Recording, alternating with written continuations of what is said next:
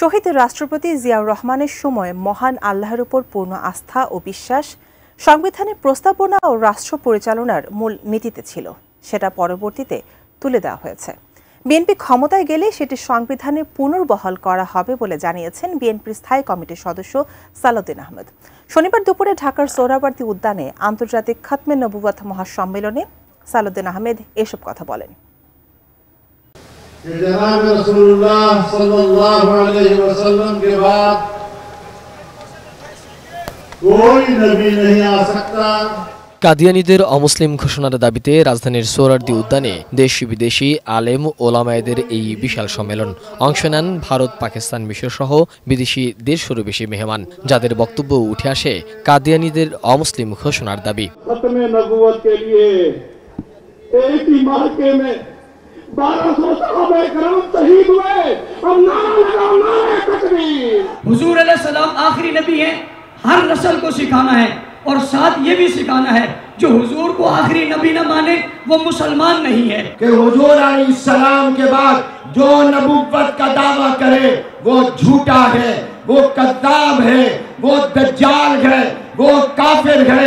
সম্মেলনে অংশ নিয়ে বিএনপি ও জামাত ইসলামের নেতারা প্রতিশ্রুতি দেন, ক্ষমতায় গেলে কাদিয়ানীদের অমুসলিম ঘোষণা করবেন তারা। গোটা মুসলিম বিশ্ব সোহরাওয়ার্দী উদ্যানে উপস্থিত হয়েছেন। এই বাংলাদেশে আগামী দিনে অমুসলিম কাদিয়ানীরা অমুসলিম ঘোষিত হবে ইনশাআল্লাহ। 32 ইঞ্চি জেভিকো টিভি এখন মাত্র 15,000 টাকায়, সাথে পাচ্ছেন 3 বছরের প্যানেল ওয়ারেন্টি। সবাই যদি আপনারা সহযোগিতা করেন, একসাথে থাকেন, তাহলে আপনাদের এখানে আজকে যে সমস্ত দাবি দেওয়া আছে, আমরা সকল দাবি দেওয়া এই প্রস্তাবের পক্ষে ইনশাআল্লাহ। কানুনি ব্যবস্থা আমাকে শেষ করতে দিবেন তো, আমাকে শেষ করতে দিবেন তো। কানুনি সকল ব্যবস্থা জাতীয় সংসদে আলাপ আলোচনার মাধ্যমে গ্রহণ করা হবে ইনশাআল্লাহ।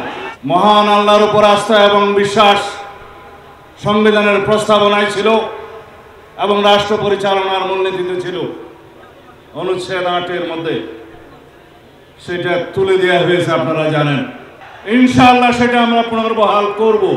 আর দাবি না মানলে সংসদ ঘেরাও করার হুঁশিয়ারি দেন ইসলামী দলের নেতারা। আবার 5 মের মতো ঢাকা অবরোধ করতে হবে, ঢাকা অবরোধ করতে হবে।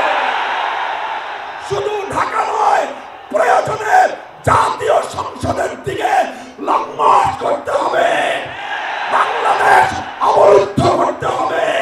আমাদের নিজেদের পায়ে দাঁড় হয়ে কাদিয়ানীকে অমুসলিম ঘোষণা করব, সংসদের ভিতরে আইন পাস করব, কাদিয়ানী কাফের অমুসলিম ঘোষণা করলাম।